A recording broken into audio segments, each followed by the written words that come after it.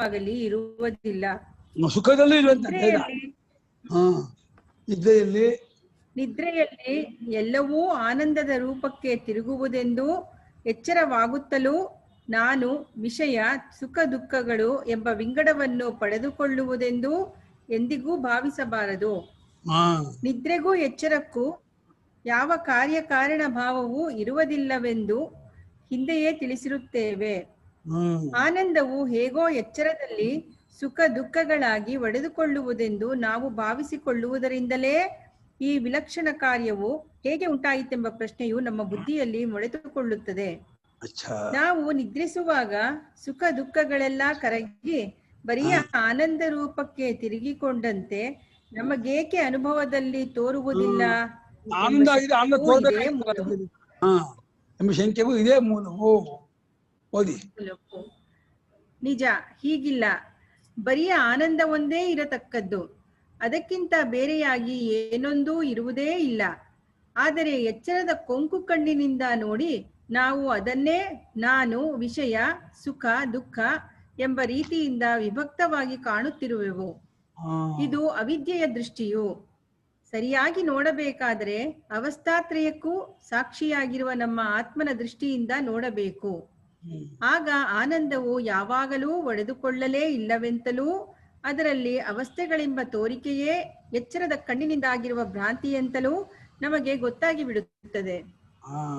ಎಚ್ಚರದಲ್ಲಿ ಸುಖವು ಹೊಸದಾಗಿ ಹೊರಗಿನ ನಿಮಿತ್ತದಿಂದ ಉಂಟಾಗುವುದೆಂಬ ತಪ್ಪು ತಿಳುವಳಿಕೆಯು ನಮ್ಮ ಸಾಕ್ಷಿಯ ಸ್ವರೂಪವನ್ನು ಮರೆಯುವುದರಿಂದಲೇ ಉಂಟಾಗುತ್ತದೆ.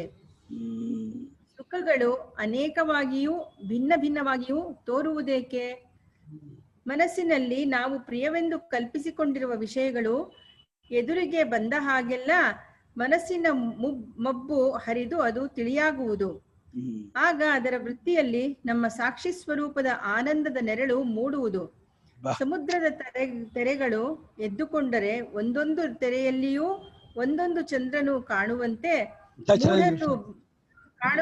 ಮೂಢರು ಭಾವಿಸಿಕೊಂಡರೂ ನಿಜವಾಗಿ ಅವೆಲ್ಲ ಹೇಗೆ ಚಂದ್ರನ ಪ್ರತಿಬಿಂಬ ಮಾತ್ರವಾಗಿರುವವೋ, ಚಂದ್ರನ ಏಕತ್ವಕ್ಕೆ ಪ್ರತಿಬಿಂಬಾನೇಕತ್ವದಿಂದ ಹೇಗೆ ಹಾನಿ ಇಲ್ಲವೋ ಅದರಂತೆ ಮನಸ್ಸಿನ ವೃತ್ತಿಗಳೆಂಬ ತೆರೆಗಳಲ್ಲಿ ಒಡಮೂಡಿದ ಆನಂದ ಚಂದ್ರನ ಪ್ರತಿಬಿಂಬಗಳನ್ನೇ ನಾವು ಸುಖಗಳೆಂದು ವ್ಯವಹರಿಸುತ್ತಿರುವೆವು.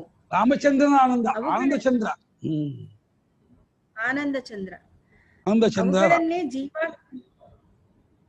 ಅವುಗಳನ್ನೇ ಜೀವಾತ್ಮನ ಧರ್ಮ ರೂಪವಾದ ಸುಖಗಳೆಂದು ಕೆಲವರು ವೇದಾಂತಿಗಳು ಎಣಿಸುತ್ತಿರುವರು. ಅಲೆ ಇಲ್ಲದಾಗ ಚಂದ್ರನ ಪ್ರತಿಬಿಂಬವೂ ಇಲ್ಲದಂತೆ ಮನೋವೃತ್ತಿಗಳಿಲ್ಲದ ಸುಷುಪ್ತಿ, ಸಮಾಧಿ, ಮೂರ್ಛೆ ಮುಂತಾದ ಅವಸ್ಥೆಗಳಲ್ಲಿ ಈ ಬಗೆಯ ಸವಿಶೇಷ ಸುಖಗಳು ಕಾಣಿಸಿಕೊಳ್ಳುವುದೇ ಇಲ್ಲವೆಂದು ನಮ್ಮ ಅನುಭವದಲ್ಲಿದೆ. ಸುಖಗಳು ಅನೇಕವೆಂದು ತೋರುವುದಕ್ಕೂ ಅವುಗಳಲ್ಲಿ ಸಾತ್ವಿಕ ರಾಜಸ ತಾಮಸ ವಿಭಾಗವಿರುವಂತೆ ಕಾಣುವುದಕ್ಕೂ ಸುಖವು ದುಃಖಕ್ಕೆ ವಿರುದ್ಧವೆಂದು ತೋರುವುದಕ್ಕೂ ಈ ಮನಸ್ಸಿನ ವೃತ್ತಿಗಳಲ್ಲದೆ ಮತ್ತೆ ಯಾವುದೊಂದು ಹೇತುವಿಲ್ಲ. ಎರಡು ಸುಖಗಳನ್ನಿಟ್ಟುಕೊಂಡು ಅವೆರಡಕ್ಕೂ ಇರುವ ತಾರತಮ್ಯವನ್ನು ಕಂಡುಹಿಡಿಯಬೇಕೆಂದು ನಾವು ಪ್ರಯತ್ನಪಟ್ಟರೆ ಮನೋವೃತ್ತಿಯ ಉಪಾಧಿಯನ್ನೂ ಸುಖಕ್ಕೆ ನಿಮಿತ್ತವಾಗಿ ಕಾಣಿಸಿಕೊಂಡ ವಿಷಯವನ್ನೂ ಕೈಬಿಟ್ಟು ಸುಖದ ಸ್ವರೂಪದಲ್ಲಿ ಯಾವ ವಿಭಾಗವನ್ನಾಗಲಿ ಭೇದವನ್ನಾಗಲಿ ತೋರಿಸುವುದು ಎಂದಿಗೂ ಶಕ್ಯವಾಗಲಾರದು. ಉಪಾಧಿಯಾದ ವೃತ್ತಿಯ ವಿಕಾರವು ಉಪಹಿತವಾದ ಸುಖದ ಸ್ವರೂಪಕ್ಕೆ ಎಂದಿಗೂ ಅಂಟಲಾರದೆಂಬುದನ್ನು ಮನದಂದ ಕೂಡಲೇ ನಮಗೆ ಇದು ಮನಸ್ಸಿಗೆ ಪೂರ್ತಿಯಾಗಿ ಒಪ್ಪಾಗುತ್ತದೆ. ವೃತ್ತಿಗೆ ಸಾಕ್ಷಿಯಾಗಿರುವ ಆತ್ಮನ ಆನಂದ ಸ್ವರೂಪತ್ವವನ್ನು ಎಲ್ಲರೂ ಒಪ್ಪಿರುತ್ತೇವೆ. ಸುಖದ ಭೇದವೂ ತಾರತಮ್ಯವೂ ಉಪಾಧಿ ಭೇದದಿಂದಲೇ ಆಗಿರುವುದೆಂದು ಉಪಪತ್ತಿಯಿಂದ ತಿಳಿಸುವುದಕ್ಕೆ ಸಾಕಾಗಿರುವಾಗ ಅನಂತ ಸುಖ ವಿಶೇಷಗಳನ್ನು ಕಲ್ಪಿಸುವುದೆಂಬ ಹೆಚ್ಚಿನ ದೋಷವು ಸುಖದ್ವೈತವಾದಿಗಳಿಗೆಲ್ಲ ಬೆನ್ನಂಟಿಕೊಂಡಿರುತ್ತದೆ. ಒಂದು ಶುಭ್ರವಾದ ದೊಡ್ಡ ಕಡಾಯಿಯಲ್ಲಿ ಮಾಡಿದ ಸಕ್ಕರೆಯ ಪಾನಕವನ್ನು ಬೇರೆ ಬೇರೆ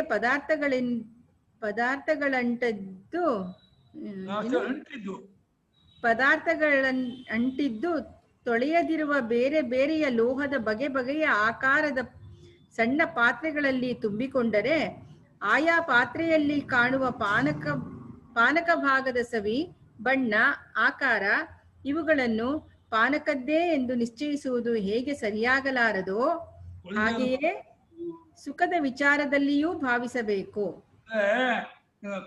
ಇದು ಉಳ್ಕೊಂಡಿರ್ತಾರೆ, ಸಾರು ಕುಡಿದಿರ್ತಾರೆ, ಸಾರು ಬೇರೆ ಬೇರೆ ಕುಡಿದು ಬಿಟ್ಟು ಅದಕ್ಕೆ ಪಾನಕ ಹಾಕಿಸ್ಕೊಂಡ್ರೆ ಅವಾಗ ಆ ಪಾನಕದ ರುಚಿ ವ್ಯತ್ಯಾಸ ಆಗುತ್ತೆ. ಆ ಸಾರಿನ ಇದೆಲ್ಲ ಅಂಟಿರುತ್ತಲ್ಲ ಲೋಟಕ್ಕೆ, ಉಪ್ಪು ಖಾರ ಇದೆಲ್ಲ, ಏನ್ ಪಾನಕ ಹೀಗಿಲ್ಲ ಅಂತಂದ್ರೆ ಪಾನಕಕ್ಕಲ್ಲ ಅದು ಸಾರಿನ. ಹಾಗೆ ಶುದ್ಧ ಪಾನಕ ಶುದ್ಧ ಇದೆ, ಪಾತ್ರ ದೋಷ ಆ ದೋಷ ಅಂತಿದ್ದು ಪಾನಕಕ್ಕೆ ಹಾಗೆ ಅಂತಃಕರಣ ದೋಷದಿಂದ ಸುಖ ಬೇರೆ ಬೇರೆ ಕಾಣುತ್ತೆ ಅಂತ ಇದ್ದಾರೆ. ಈ ಎಲ್ಲಾ ಕಾರಣಗಳಿಂದ ಬರಿಯ ಒಂದೇ ಆನಂದವು ಧರ್ಮಧರ್ಮಿ ಭಾವದಿಂದಲೂ ವಿವಿಧ ಭಾಗಗಳಿಂದಲೂ ಭೇದಗಳಿಂದಲೂ ಕೂಡಿರುವಂತೆ ಕಾಣುವುದು ಎಂಬುದೇ ಯುಕ್ತಿಯುಕ್ತವಾಗಿರುತ್ತದೆ. ಆನಂದದ ರೂಪ ವಿಶೇಷಗಳು. ಆನಂದದಲ್ಲಿ ಮೂರಂತಸ್ತುಗಳೆಂಬುದು ಎಚ್ಚರದ ದೃಷ್ಟಿಯಿಂದ. ಆತ್ಮನ ಆನಂದವೇ ಎಲ್ಲವೂ ಎಂಬ ವಾದವು ಸುಖದಲ್ಲಿ ಮೂರಂತಸ್ತುಗಳಿವೆ ಎಂದು ಹೇಳಿದ್ದಕ್ಕೆ ವಿರುದ್ಧವಲ್ಲವೆಂಬುದು ಈಗ ಸುಸ್ಪಷ್ಟವಾಗುತ್ತದೆ. ಏಕೆಂದರೆ ಎಚ್ಚರದ ದೃಷ್ಟಿಯಿಂದ ವ್ಯವಹಾರದ ಸುಖವನ್ನು ಅಳತೆಯ ಮಟ್ಟವಾಗಿಟ್ಟುಕೊಂಡು ಅದಕ್ಕಿಂತ ಕೀಳು ಮಟ್ಟದ ಸುಖವನ್ನು ಪ್ರಾತಿಭಾಸಿಕವೆಂದೂ ಅದಕ್ಕಿಂತ ಮೇಲುಮಟ್ಟದಲ್ಲಿರುವುದೆಂದು ನಾವು ನಂಬುವ ಸುಖವನ್ನು ಪಾರಮಾರ್ಥಿಕವೆಂದೂ ವಿಂಗಡಿಸಿರುತ್ತೇವೆ. ಈ ವಿಂಗಡವು ವ್ಯವಹಾರಕ್ಕೆ ಉಪಯೋಗಕರವಾಗಿದೆಯಾದರೂ ತತ್ವನಿರ್ಣಯಕ್ಕೆ ಸಹಾಯಕವಾಗಿಲ್ಲ. ಈ ಕೆಲಸಕ್ಕೆ ಬೇಕಾದ ಸಾಕ್ಷ್ಯಾನುಭವದ ದೃಷ್ಟಿಯಿಂದ ನೋಡಿದಾಗ ಎಲ್ಲವೂ ಪರಮಾರ್ಥದ ಒಂದೇ ಆನಂದವಾಗಿರುತ್ತದೆ. ಎಚ್ಚರದ ಕಣ್ಣಿನಿಂದ ನೋಡಿದಾಗ ಮಾತ್ರವೇ ಕಾಣುವ ರೂಪ ವಿಶೇಷಗಳು ನಿಜವಾಗಿ ವಸ್ತುಸ್ವರೂಪಕ್ಕೆ ಸೇರಲಾರವು. ಹಾಗೆ ಸೇರುವುದಾದರೆ ನಸುಗತ್ತಲೆಯಲ್ಲಿ ಹಗ್ಗವನ್ನು ನಾವು ಹಾವೆಂದು ತಿಳಿದು ಬೆಚ್ಚಿಬಿದ್ದು ದೀಪವನ್ನು ತಂದು ನೋಡಿದರೆ ಅಲ್ಲಿ ಅದು ಕಾಣದೇ ಇರುವುದರಿಂದ ನಿಜವಾಗಿಯೂ ಹಗ್ಗವು ಹಾವಾಗಿತ್ತೆಂದು, ಈ ದೀಪವನ್ನು ತಂದ ಮೇಲೆ ಅದು ಮತ್ತೆ ಹಗ್ಗದೊಳಕ್ಕೆ ಹೋಗಿ ಸೇರಿಕೊಂಡಿತೆಂದು ಭಾವಿಸಬೇಕಾಗುತ್ತದೆ. ಅರ್ಥ ಇಲ್ಲ, ಹಗ್ಗ ಏನು ಹಾವಿನ ಹಗ್ಗ ಹೋಗಲ್ಲ. ಹಾಗೆ ಆನಂದ ವಿಶೇಷವೆಲ್ಲ ಆನಂದ ಸಾಮಾನ್ಯ ಅಳಗತ್ತೆ ಅಂದ್ರೆ ಆನಂದ ವಿಶೇಷ ಅಂದ್ರೆ ಕಲ್ಪನೆ ಅದು. ಆನಂದದಲ್ಲಿ ಸವಿಶೇಷತ್ವ ನಿರ್ವಿಶೇಷತ್ವವೇ ಮುಂತಾದವು ಕಾಣಬರುವುದು ಎಚ್ಚರದ ಕಣ್ಣಿಗೆ. ನಿದ್ರೆಯ ಆನಂದಕ್ಕೂ ಎಚ್ಚರದ ಸುಖಗಳಿಗೂ ಬಹಳ ತಾರತಮ್ಯವಿರುತ್ತದೆ. ನಿದ್ರೆಯಲ್ಲಿ ಯಾವುದೊಂದು ವಿಭಾಗವಾಗಲಿ ಭೇದವಾಗಲಿ ಇಲ್ಲದ ಆನಂದವಿದೆ. ಆದರೆ ಎಚ್ಚರದಲ್ಲಿ ಧರ್ಮಧರ್ಮಿ ವಿಭಾಗವು ಹುಟ್ಟು ಹೊಂದುಗಳು ಆಶ್ರಯ ವಿಷಯಗಳಿಂದಾದ ಭೇದಗಳು ತೋರುವ ಸುಖವಿದೆ. ಎಚ್ಚರದ ಸುಖವು ಒಬ್ಬೊಬ್ಬರಲ್ಲಿಯೂ ತಾರತಮ್ಯದಿಂದಿರುತ್ತದೆ. ಬೇರೆ ಬೇರೆಯ ಜನತೆಯಲ್ಲಿಯೂ ಬೇರೆ ಬೇರೆಯ ಪರಿಮಾಣದಿಂದಿರುತ್ತದೆ. ಇಂಥ ವಿರುದ್ಧ ಧರ್ಮದ ಈ ಎರಡೂ ಒಂದೇ ಜಾತಿಯ ಆನಂದವೆನ್ನಬಹುದೇ? ಈ ಆಕ್ಷೇಪಕ್ಕೆ ಅರಿವಿನ ವಿಷಯದಲ್ಲಿ ಹೇಳಿದಂತೆಯೇ ಸಮಾಧಾನವನ್ನು ಕಂಡುಕೊಳ್ಳಬಹುದೆಂಬುದು ಈಗ ಓದುಗರಿಗೆ ಸ್ಪಷ್ಟವಾಗಿರಬೇಕು. ಒಂದೇ ಆನಂದವು ಎಲ್ಲಾ ರೂಪದಲ್ಲಿಯೂ ಇದೆ ಎಂದು ಅವಸ್ಥಾತ್ರಯದ ಪೂರ್ಣಾನುಭವದಿಂದ ಗೊತ್ತಾಗಿರುವಾಗ ಎಚ್ಚರದ ದೃಷ್ಟಿಯಿಂದ ಮಾಡುವ ತರ್ಕಕ್ಕೆ ಯಾವ ಬೆಲೆಯೂ ಬರಲಾರದು. ಎಚ್ಚರದ ಸುಖಗಳೆಲ್ಲವೂ ಉಪಾಧಿಗಳ ತಾರತಮ್ಯದಿಂದ ಆದವುಗಳಾಗಿರುತ್ತವೆ. ಈ ಉಪಾಧಿಗಳೆಂಬವು ಎಚ್ಚರದ ಅವಿದ್ಯಾ ದೃಷ್ಟಿಗೆ ಕಾಣಿಸುವವುಗಳಾಗಿವೆಯೇ ಹೊರತು ಅವಕ್ಕೆ ನಿಜವಾಗಿ ಸ್ವತಂತ್ರವಾದ ಇರವೇನೂ ಇಲ್ಲ. ಪರಮಾರ್ಥವಾಗಿ ಅವು ಕೂಡ ಆನಂದ ಸ್ವರೂಪವಾಗಿಯೇ ಇರುತ್ತವೆ.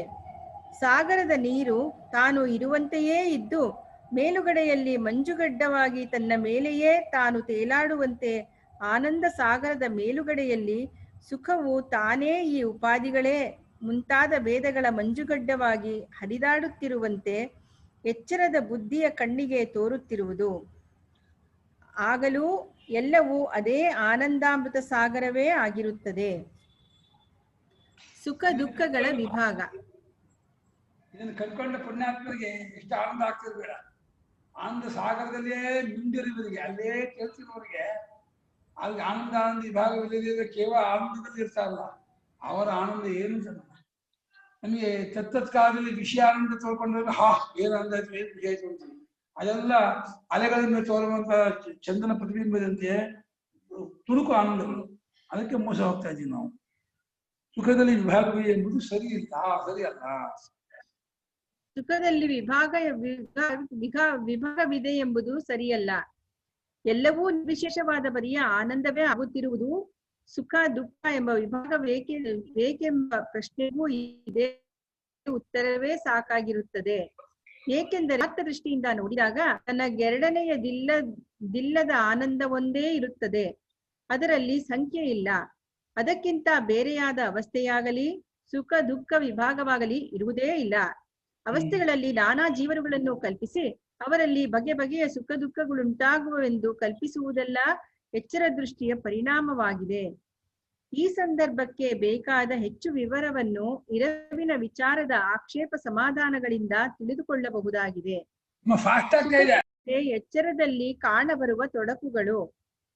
ಎಚ್ಚರದಲ್ಲಿ ನಮಗೆ ಸುಖಗಳ ವಿಭಾಗವೂ ಸುಖ ದುಃಖ ವಿಭಾಗವೂ ಸುಖ ಸುಖಿ ವಿಭಾಗವೂ ಕಾಣುತ್ತಿರುವುದು ಶುದ್ಧಾನಂದ ಒಂದೇ ಎಂಬ ಸಿದ್ಧಾಂತಕ್ಕೆ ವಿರುದ್ಧವಲ್ಲವೆಂಬುದಕ್ಕೆ ಮತ್ತೊಂದು ಯುಕ್ತಿಯೂ ಇದೆ.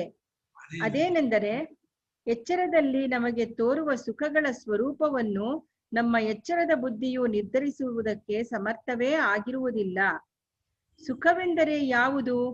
ಬೇರೆ ಬೇರೆಯ ತರದ ವಸ್ತುಗಳಿಂದ ನಮಗೆ ಬೇರೆಯ ತರದ ಸುಖಗಳು ಆಗುವವೇ? ಆಗುವುದಾದರೆ ಅವುಗಳಿಗಿರುವ ಸ್ವರೂಪ ಭೇದವು ಯಾವುದು? ಸ್ವರೂಪದಲ್ಲಿ ಯಾವುದಾದರೂ ಭೇದವಿದೆ ಎಂದರೆ ಅದು ಸುಖಕ್ಕಿಂತ ಬೇರೆಯೆಂದಾಗಿ ದುಃಖವೇ ಆಗಬೇಕಾಗುತ್ತದೆ. ಅದಕ್ಕೆ ಸುಖವು ವಿಶೇಷಣವು, ದುಃಖವೆಂಬುದು ಬುದ್ಧಿಗೆ ಒಗ್ಗೀತೆ. ಸುಖದ ಸ್ವರೂಪದಿಂದಲೇ ಈ ಭೇದವು ಉಂಟಾಗದೇ ಇದ್ದರೆ ಮತ್ತೊಂದು ಉಪಾದಿಯಿಂದ ಉಂಟಾಗಬೇಕು. ಆ ಉಪಾದಿಯು ಯಾವುದು? ವಿಷಯವೇ? ಆಶ್ರಯನಾದ ಜೀವಾತ್ಮನೇ? ವಿಷಯದ ಸ್ವರೂಪವೇ ಇಂಥದ್ದೆಂದು ನಿರ್ಣಯಿಸುವುದಕ್ಕೆ ಆಗುವಂತಿಲ್ಲ. ಹೀಗಿರುವಲ್ಲಿ ಅದರಿಂದ ಸುಖದಲ್ಲಿ ವಿಭಾಗವಾಗಲಿ ಭೇದವಾಗಲಿ ಹೇಗೆ ಉಂಟಾಗುವುದೆಂಬುದನ್ನು ತಿಳಿಯುವುದು ಆದೀತೆ. ಇನ್ನು ಆಶ್ರಯನಾದ ಜೀವನ ಸ್ವರೂಪವೂ ಅಷ್ಟೇ.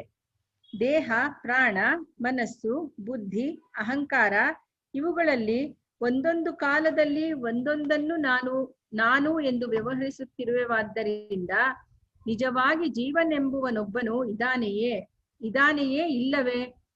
ನಾನು ಇರುತ್ತೇನೆ ಎಂಬ ವಿಷಯದಲ್ಲಿ ಯಾವ ಸಂಶಯವೂ ಉಂಟಾಗುವ ಹಾಗಿಲ್ಲವೆಂಬುದು ನಿಜ. ಆದರೆ ವಿಚಾರ ಮಾಡಿದರೆ ನನ್ನ ಸ್ವರೂಪವು ಯಾವುದೆಂಬ ವಿಷಯಕ್ಕೆ ಅನೇಕ ಸಂಶಯಗಳು ಬಂದು ಪೀಡಿಸುತ್ತವೆ. ನೇರಾಗಿ ಗೊತ್ತಾಗಿರುವ ನಾನೆಂಬ ಸ್ವರೂಪದ ಹಾಡೇ ಹೀಗಿರುವಾಗ ನಾನು ಊಹಿಸಿ ತಿಳಿದುಕೊಳ್ಳಬೇಕಾಗಿರುವ ಮಿಕ್ಕ ಜೀವರುಗಳ ವಿಷಯದಲ್ಲಿ ಹೇಳತಕ್ಕದ್ದೇನಿದೆ? ಅಂತೂ ಸುಖಕ್ಕೆ ಆಶ್ರಯನಾದ ಜೀವನ ಸ್ವರೂಪವು ಎಚ್ಚರದ ದೃಷ್ಟಿಯಿಂದ ನಿಶ್ಚಯವಾಗುವಂತಿಲ್ಲ. ಆದ್ದರಿಂದ ಸುಖವೆಂದರೇನೆಂಬುದಾಗಲಿ ಅದರಲ್ಲಿರುವ ವಿಭಾಗಗಳಾಗಲಿ ನಿರ್ಧಾರವಾಗುವಂತಿಲ್ಲ. ಆದರೂ ಸುಖದ ಸ್ವರೂಪವೇ ಮುಂತಾದದ್ದು ನಿಶ್ಚಿತವಾಗಿರುವಂತೆ ಎಚ್ಚರದ ಬುದ್ಧಿಯು ಹೇಳುತ್ತಿದೆ. ಈ ಕಾರಣದಿಂದ ಇದೆಲ್ಲವೂ ಮಾಯಿಕವೆಂದು ಸಿದ್ಧವಾಗುತ್ತದೆ. ಸುಖ ದುಃಖ ವಿಭಾಗವು ಮಾಯಿಕವೇ? ದುಃಖವು ಸುಖವೇ ಆಗಿರುವುದೆನ್ನಬಹುದೇ ಎಂಬ ಆಕ್ಷೇಪವನ್ನು ಈಗ ಸ್ವಲ್ಪ ವಿಮರ್ಶಿಸೋಣ. ಇಲ್ಲಿಯೂ ಮೇಲೆ ಹೇಳಿರುವ ಯುಕ್ತಿಗಳೆಲ್ಲವೂ ನಮಗೆ ಅನುಕೂಲವಾಗಿರುತ್ತವೆ. ಏಕೆಂದರೆ ಎಚ್ಚರದ ದೃಷ್ಟಿಯಿಂದ ನೋಡಿದಾಗ ದುಃಖವೆಂದರೇನು? ದುಃಖದಲ್ಲಿ ತಾರತಮ್ಯವಾಗಲಿ ವಿಭಾಗವಾಗಲಿ ಭೇದವಾಗಲಿ ಉಂಟೆ ಎಂಬ ಪ್ರಶ್ನೆಗಳನ್ನು ಹಾಕಿದರೆ ಇಲ್ಲಿಯೂ ಬುದ್ಧಿಯು ಮೌನವನ್ನೇ ತಾಳುತ್ತದೆ. ಅನುಕೂಲವೆಂದು ತೋರುವುದು ಸುಖವು, ಪ್ರತಿಕೂಲವೆಂದು ತೋರುವುದು ದುಃಖವು ಎಂಬ ಲಕ್ಷಣ ವಿಭಾಗವು ವ್ಯವಹಾರಕ್ಕೆ ಪ್ರಯೋಜನಕರವಾಗಿದೆ ಎಂಬುದರಲ್ಲಿ ಸಂದೇಹವಿಲ್ಲ.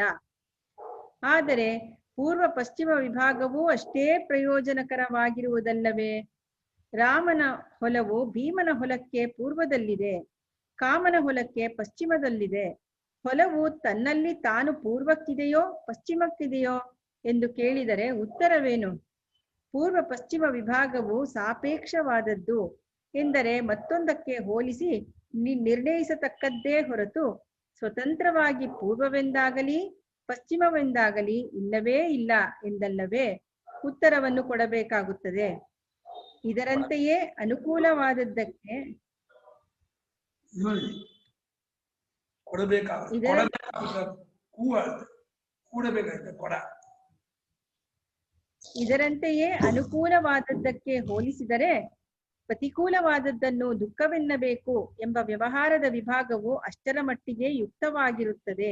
ನೋಡಿ, ಸಾಲ ಬೇನೆಯೂ ಕೂಡ ಅನುಕೂಲಕ್ಕೆ ವಿರುದ್ಧವಾದ ದುಃಖವೇ ಹೊರತು ನಿಜವಾದ ದುಃಖ ಸುಖ ಅಲ್ಲೇ ಅಲ್ಲ. ಸಾಲ ಬೇನೆ ಇತ್ಯಾದಿಗಳು ಹೇಗೆ ಸುಖ ಅಂದ್ರೆ ಅದು ಜಾಸ್ತಿ ಸುಖಕ್ಕೋಸ್ಕೊಂಡ್ರೆ ದುಃಖ ತಂತಿಯೇ ಹೊರತು ಸ್ವರೂಪದಿಂದ ಸುಖವೋ ದುಃಖವೋ ಹೇಳಕ್ಕಾಗಲ್ಲ. ಆದರೆ ಅದು ಸುಖವೇ ಕಾರಣ. ಆದರೆ ದುಃಖವೆಂಬುದು ಸ್ವತಂತ್ರವಾಗಿ ಇದೆಯೇ? ಅದರ ಸ್ವರೂಪವೇನು? ಅದು ಸುಖಕ್ಕಿಂತ ನಿಜವಾಗಿ ಬೇರೆಯಾಗಿದೆಯೇ ಎಂಬುದೀಗ ಪ್ರಶ್ನೆ. ಇಲ್ಲಿ ನಮ್ಮ ಬುದ್ಧಿಯು ಕುಂಠಿತವಾಗುತ್ತದೆ. ಏಕೆಂದರೆ ಒಬ್ಬನಿಗೆ ಸುಖವಾದುದು ಮತ್ತೊಬ್ಬನಿಗೆ ದುಃಖವಾಗಿರುತ್ತದೆ. ಒಬ್ಬನಿಗೆ ಒಂದು ಕಾಲದಲ್ಲಿ ಸುಖವಾದದ್ದು ಮತ್ತೊಂದು ಕಾಲದಲ್ಲಿ ದುಃಖವಾಗಿರುತ್ತದೆ.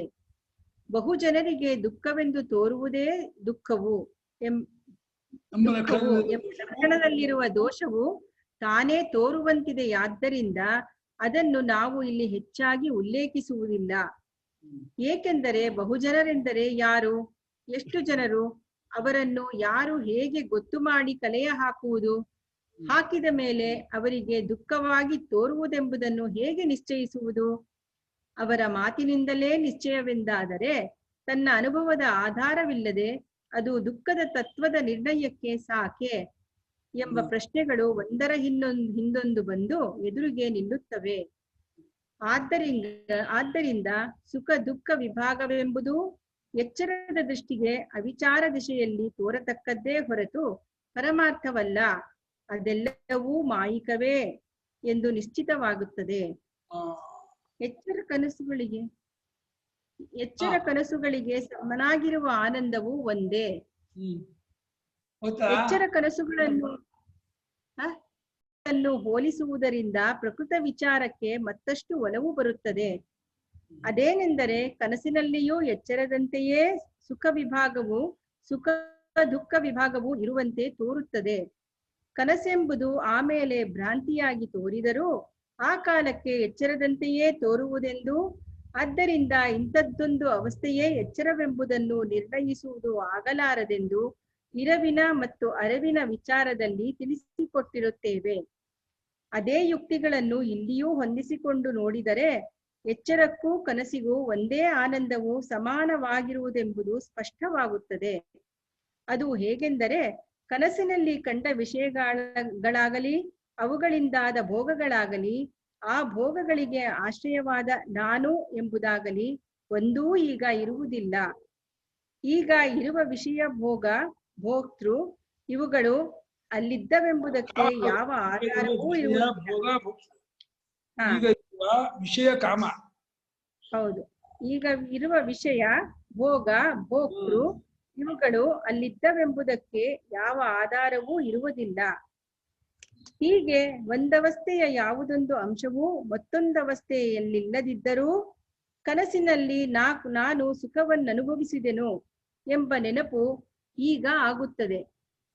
ಆಗ ನಿಜವಾಗಿಯೂ ಸುಖವಾಯಿತೆಂದೇ ನಮಗೆ ಈಗ ಪರಾಮರ್ಶ ಜ್ಞಾನವಾಗಿರುತ್ತದೆ. ನಿನ್ನೆಯ ದಿನ ಎಚ್ಚರದಲ್ಲಿ ಅನುಭವಿಸಿದ ಸುಖ ಪರಾಮರ್ಶ ಜ್ಞಾನಕ್ಕೂ ಈ ಜ್ಞಾನಕ್ಕೂ ಯಾವ ಹೆಚ್ಚು ಕಡಿಮೆಯೂ ಇರುವುದಿಲ್ಲ. ಸುಖದ ಅನುಭವವಾಯಿತೆಂಬ ಹಿಂದಿನ ಸ್ಥಿತಿಯನ್ನು ಮನಸ್ಸಿಗೆ ತಂದುಕೊಂಡರೆ ಸುಖಾನುಭವದಲ್ಲಿ ಯಾವ ತಾರತಮ್ಯವನ್ನೂ ತೋರಿಸುವುದಕ್ಕೆ ಆಗುವುದಿಲ್ಲ. ಇಲ್ಲಿ ಹಿಂದಿನ ಎಚ್ಚರದ ಅವಸ್ಥೆಯಲ್ಲಿ ನಮಗೆ ಇದೇ ಸಾಮಗ್ರಿಗಳಿದ್ದವೆಂದು ನಂಬುವುದಕ್ಕಾದರೂ ಅವಕಾಶವಿದೆ. ಆದ್ದರಿಂದ ಅಲ್ಲಿ ಸುಖವು ವಿಷಯೋಪಾದಿಗಳಿಂದ ಉಂಟಾಯಿತೆಂದು ಹೇಳಿದರೂ ಹೇಳಬಹುದು. ಆದರೆ ಕನಸಿನಲ್ಲಿ ಹಾಗೆ ಹೇಳುವುದಕ್ಕೆ ಇಲ್ಲವಲ್ಲ. ಅಲ್ಲಿ ಸುಖಾನುಭವವನ್ನು ಹೇಗೆ ಉಪಪಾದನೆ ಮಾಡಬೇಕು? ಕನಸನ್ನೆಲ್ಲ ಸುಳ್ಳೆಂದು ಅಲ್ಲಗೆಳೆಯುವುದು ಸುಲಭ. ಆದರೆ ಕನಸನ್ನು ಅನುಭವಿಸಿದ್ದೇ ಸುಳ್ಳೆಂದು ಹೇಳುವುದು ಅಷ್ಟು ಸುಲಭವಲ್ಲ. ಪ್ರಕೃತದಲ್ಲಿ ಕನಸು ಸುಳ್ಳೇ ಆದರೂ ಅಲ್ಲಿ ಯಾವ ಉಪಾದಿಯೂ ಯಾವ ವಿಷಯವೂ ಇಲ್ಲದ ಸುಖದ ಅನುಭವವು ಹೇಗೆ ಆಯಿತು ಎಂಬ ಪ್ರಶ್ನೆಯು ಮಾತ್ರ ಗಟ್ಟಿಯಾಗಿ ಉಳಿದುಕೊಳ್ಳುತ್ತದೆ. ಇದಕ್ಕೆ ಒಂದೇ ಉತ್ತರವು ಸಮಾಧಾನ ಸಮರ್ಪಕವಾಗುತ್ತದೆ. ಅದೇನೆಂದರೆ ಸಾಕ್ಷಿಯು ಆನಂದ ಸ್ವರೂಪವಾಗಿರುತ್ತದೆ. ಅದರಲ್ಲಿ ವಿಷಯವನ್ನನುಸರಿಸಿ ಸುಖವನ್ನು ಅನುಭವಿಸಿದಂತೆ ಆಗುವ ತೋರಿಕೆಯು ಮಾಯಿಕವಾದರೂ ಆನಂದವು ಮಾತ್ರ ಸುಳ್ಳಾಗಲಾರದು. ಎರಡವಸ್ಥೆಗಳಿಗೂ ಅದು ಸಮಾನವಾಗಿರುವುದರಿಂದ ಕನಸಿನಲ್ಲಿ ಸುಖವನ್ನನುಭವಿಸಿದೆನೋ ಎಂಬ ನೆನಪು ಆಗಿರುತ್ತದೆ. ಸಾಕ್ಷಿಯನ್ನು ಬಿಟ್ಟು ಮಿಕ್ಕದ್ದೆಲ್ಲವೂ ಮಾಯಿಕವಾಗಿದ್ದರೆ ಹಿಂದಿನ ಕಾಲ, ಹಿಂದಿನ ಅವಸ್ಥೆ, ಅದರಲ್ಲಿದ್ದ ವಿಷಯ ಇವುಗಳ ನೆನಪು ಆಗುವುದಕ್ಕೆ ಕಾರಣವಿಲ್ಲ ಎಂಬ ಶಂಕೆಗೆ ಅರಿವಿನ ವಿಚಾರದಲ್ಲಿ ಹೇಳಿದ ಯುಕ್ತಿಯಿಂದಲೇ ಸಮಾಧಾನವನ್ನು ಕಂಡುಕೊಳ್ಳಬೇಕು. ಎಚ್ಚರ ಕನಸುಗಳಲ್ಲಿ ತೋರುವ ಸುಖ ದುಃಖಗಳು ಒಂದರಿಂದೊಂದು ಆಗುವುದಿಲ್ಲ. ಎಚ್ಚರದಂತೆ ಕನಸು ತನ್ನ ಕಾಲಕ್ಕೆ ಎಚ್ಚರವೆಂದೇ ತೋರುತ್ತಿರುವುದರಿಂದ ಅದನ್ನು ಸುಳ್ಳೆಂದು ಬಗೆಯುವುದು ಎಚ್ಚರ ದೃಷ್ಟಿಯ ಅಭಿಮಾನವೇ ಹೊರತು ತತ್ವದೃಷ್ಟಿಯ ಗುರುತಲ್ಲವೆಂಬುದನ್ನು ಇಲ್ಲಿಯೂ ನೆನಪಿಡುವುದೊಳ್ಳೆಯದು. ಎಚ್ಚರದಲ್ಲಿ ನಾವು ಪಟ್ಟ ಸುಖಗಳಾಗಲಿ ದುಃಖಗಳಾಗಲಿ ಕನಸಿಗೆ ಬರುವವೆಂಬ ನಿಯಮವಿಲ್ಲ. ಕನಸಿನ ಸುಖಗಳಾಗಲಿ ದುಃಖಗಳಾಗಲಿ ಎಚ್ಚರಕ್ಕೆ ಬರುವವೆಂಬ ನಿಯಮವಿಲ್ಲ. ಎಚ್ಚರದಲ್ಲಿ ಮೃಷ್ಟಾನ್ನವನ್ನು ಹೊಟ್ಟೆಬಿರಿಯ ಉಂಡವನಿಗೆ ಕನಸಿನಲ್ಲಿ ಬಹುದಿನಗಳಿಂದ ಉಪವಾಸ ಮಾಡಿಕೊಂಡಿದ್ದಂತೆ ಸಂಕಟವಾಗಬಹುದು. ಎಚ್ಚರದಲ್ಲಿ ಬಂದಿ ಮನೆಯಲ್ಲಿ ಬೇಡಿ ಬಿದ್ದವನು ಕನಸಿನಲ್ಲಿ ರಾಜಾದಿರಾಜನಾಗಿ ಯುದ್ಧದಲ್ಲಿ ಸಾವಿರಾರು ವೀರರನ್ನು ಕೈ ಸೆರೆ ಹಿಡಿದು ತಂದಂತೆ ಆಗಿ ನಡೆಯುತ್ತಿರಬಹುದು. ಎಚ್ಚರದ ಪಂಡಿತನು ಕನಸಿನ ಮಂಕನಾಗಿರಬಹುದು. ಇಲ್ಲಿಯ ಶತಾವಧಾನಿಗೆ ಅಲ್ಲಿ 3, 4 ಎಷ್ಟೆಂಬುದು ಕೂಡ ನೆನಪಿಗೆ ಬಾರದೇ ಹೋಗಬಹುದು. ವಿಷಯಗಳ ಸ್ವರೂಪವು ಹೇಗೆ ಈ ಎರಡವಸ್ಥೆಗಳಲ್ಲಿಯೂ ಮಾರ್ಪಡಬಹುದೋ, ಅವುಗಳ ಅರಿವುಗಳು ಹೇಗೆ ಅತ್ಯಂತ ವಿರುದ್ಧವಾಗಿ ಬೇರ್ಪಡಬಹುದೋ, ಹಾಗೆಯೇ ಸುಖ ದುಃಖಗಳು ಅತ್ಯಂತವಾಗಿ ಪರಸ್ಪರ ವಿರುದ್ಧವಾದ ರೀತಿಯಿಂದ ಆಯಾ ಅವಸ್ಥೆಗಳಲ್ಲಿ ತೋರಿಕೊಳ್ಳಲು ಯಾವ ಅಡ್ಡಿಯೂ ಇರುವುದಿಲ್ಲ. ಒಂದವಸ್ಥೆಯು ಮತ್ತೊಂದಕ್ಕೆ ಕಾರಣವೆಂದು ನಂಬುವುದಕ್ಕೆ ಯಾವ ಆಧಾರವೂ ಇಲ್ಲವೆಂಬುದನ್ನು ಹಿಂದೆ ವಿಸ್ತಾರವಾಗಿ ಹೇಳಿರುತ್ತೇವೆ. ಆದ್ದರಿಂದ ಏನಾಯಿತು? ಕನಸಿನ ಸುಖ ದುಃಖಗಳು ಎಚ್ಚರದ ಸುಖ ದುಃಖಗಳಿಗಿಂತ ಯೋಗ್ಯತೆಯಲ್ಲಿ ಒಂದಿಷ್ಟೂ ಕಡಿಮೆ ಇಲ್ಲ. ಕನಸಿನ ಸುಖವನ್ನು ಅನುಭವಿಸಬೇಕೆಂದಾಗಲಿ ದುಃಖವನ್ನು ಪರಿಹರಿಸಿಕೊಳ್ಳಬೇಕೆಂದಾಗಲಿ ಈಗ ಯಾರೂ ಹವಣಿಸುವುದಿಲ್ಲವೆಂಬುದು ನಿಜ. ಆದರೇನು, ಆ ಅವಸ್ಥೆಯಲ್ಲಿ ಸುಖ ಪ್ರಾಪ್ತಿಗಾಗಿಯೂ ದುಃಖ ನಿವೃತ್ತಿಗಾಗಿಯೂ ನಾವು ಇಷ್ಟೇ ಆದರದಿಂದ ಹೆಣುಗಾಡುತ್ತಿದ್ದೇವೆಂಬುದು ಅನುಭವ ಸಿದ್ಧವಾಗಿರುತ್ತದೆ. ಆದ್ದರಿಂದ ಇಲ್ಲಿ ನಾವು ತಿಳಿದುಕೊಳ್ಳಬೇಕಾದದ್ದು ಇಷ್ಟೇ: ಎಚ್ಚರದ ಭೋಕ್ತೃ ಭೋಗ ಭೋಗ್ಯಗಳು, ಅದನ್ನು ನೋಡುವ ಚಿತ್ತ, ಇವು ಎಚ್ಚರವನ್ನು ನೋಡುವ ಸಾಕ್ಷಿಯನ್ನು ಬಿಟ್ಟು ಬೇರೆ ಇಲ್ಲ. ಕನಸಿನ ಭೋಕ್ತೃ ಭೋಗ್ಯಗಳು, ಅವನ್ನು ನೋಡುವ ಚಿತ್ತ, ಇವು ಕನಸನ್ನು ನೋಡುವ ಸಾಕ್ಷಿಯನ್ನು ಬಿಟ್ಟು ಬೇರೆ ಇಲ್ಲ. ಇವೆಲ್ಲವೂ ನಿಜವಾಗಿ ತಮ್ಮ ಸ್ವರೂಪದಿಂದ ಬರಿಯ ತೋರಿಕೆ. ಅವು ಒಂದರಿಂದೊಂದು ಆಗುವುದಿಲ್ಲ. ಇದೆಲ್ಲವೂ ಸಾಕ್ಷಿಯ ಸ್ವರೂಪದಿಂದ ಬರಿಯ ಆನಂದವೇ. ಆ ರೂಪದಲ್ಲಿ ಯಾವ ದುಃಖವೂ ಎಂದೂ ತೋರಿಕೊಂಡಿದ್ದೇ ಇಲ್ಲ. ಬರಿಯ ಆನಂದದ ಸ್ವಭಾವ. ನಿದ್ರೆಯಲ್ಲಿರುವ ಶುದ್ಧಾನಂದ. ಈವರೆಗೆ ನಾವು ಮಾಡಿರುವ ವಿಚಾರ ಪರಂಪರೆಯ ಫಲಿತಾಂಶವೇನೆಂಬುದನ್ನು ಈಗ ನೋಡಬಹುದಾಗಿದೆ. ಇರುವು ಅರಿವುಗಳಲ್ಲಿ ಹೇಗೋ ಹಾಗೆ ಇಲ್ಲಿಯೂ ವಿಷಯದ ತೀರ್ಮಾನಕ್ಕೆ ನಮಗೆ ಬರೀ ನಿದ್ರೆಯೇ ಮುಖ್ಯ ಸಾಧನವಾಗಿರುತ್ತದೆ. ಆನಂದದ ದೃಷ್ಟಿಯಿಂದ ನೋಡುವಾಗ ನಿದ್ರೆಯನ್ನು ನಾವು ತಪ್ಪಾಗಿ ತಿಳಿದುಕೊಳ್ಳುವ ಸಂಭವವೇ ಬಹಳವಾಗಿರುತ್ತದೆ. ಏಕೆಂದರೆ ನಿದ್ರೆ ಎಂಬುದು ಸುಖವಾಗಲಿ ದುಃಖವಾಗಲಿ ಇಲ್ಲದ ಬರಿಯದಾದ ಒಂದು ಸ್ಥಿತಿ ಎಂದೇ ನಮ್ಮ ಭಾವನೆ. ಆದರೆ ಅಲ್ಲಿ ಎಚ್ಚರದಂತೆ ವಿಷಯ ಸುಖವಾಗಲಿ ವಿಷಯ ದುಃಖವಾಗಲಿ ಇರುವ ಸಂಭವವೇ ಇಲ್ಲವಾದ್ದರಿಂದ ಅಲ್ಲಿ ಸುಖ ದುಃಖಗಳಿಲ್ಲವೆಂದು ಹೇಳುವುದು ಕಲ್ಲಿಗೆ ಸುಖವಿಲ್ಲ ಎಂದು ಹೇಳಿದಂತೆ ಅಪ್ರಾಪ್ತ ನಿಷೇಧವಾಗಿರುತ್ತದೆ. ಇದೂ ಅಲ್ಲದೆ ಅಲ್ಲಿ ನಮಗೆ ಸುಖ ದುಃಖಗಳಿಲ್ಲವೆಂಬುದಕ್ಕೆ ಕಾರಣವೇನೆಂಬುದನ್ನು ತಿಳಿದುಕೊಳ್ಳದೆಯೇ ನಾವು ಈ ಮಾತನ್ನು ಆಡುತ್ತಿರುವೆವು. ಕಲ್ಲಿಗೆ ಸುಖವುಂಟಾಗುವ ಸಂಭವವೇ ಇಲ್ಲವಾದ್ದರಿಂದ ಅದಕ್ಕೆ ಸುಖವಿಲ್ಲ. ನಮ್ಮ ಆತ್ಮನಿಗೆ ಸುಖವು ಬರಬೇಕಾದ ಅವಶ್ಯಕತೆಯೇ ಇಲ್ಲವಾದ್ದರಿಂದ ನಮಗೆ ತನಿ ನಿದ್ರೆಯಲ್ಲಿ ಸುಖವಿಲ್ಲ. ಎಚ್ಚರದಲ್ಲಿ ನಮಗೆ ಸುಖವಿದೆ ಎಂದು ನಾವು ಭಾವಿಸುವುದರಿಂದ ಅಲ್ಲಿ ನಮಗೆ ಸುಖವಿಲ್ಲವೆಂದು ಎಚ್ಚರದ ದೃಷ್ಟಿಯಿಂದ ಹೇಳಬಹುದಾದರೂ ಅಲ್ಲಿ ನಾವು ನಾನು ಎಂಬ ರೂಪದಿಂದ ಇರುವುದಿಲ್ಲ, ಬರಿಯ ಸುಖದ ರೂಪದಿಂದಲೇ ಇರುವೆವು. ಸುಖಕ್ಕೆ ಮತ್ತೆ ಸುಖವು ಎಲ್ಲಿಂದ ಏತಕ್ಕೆ ಬರಬೇಕು? ಸುಖಕ್ಕೆ ಸುಖ ಹೋಗೋದಕ್ಕೆ ಸಾಧ್ಯ ಇಲ್ಲ. ಸುಖ ಸ್ವರೂಪ ಅದು, ಅದಕ್ಕೆ ಮತ್ತಿನ್ನೇ ಸುಖ ಬರ್ತದೆ.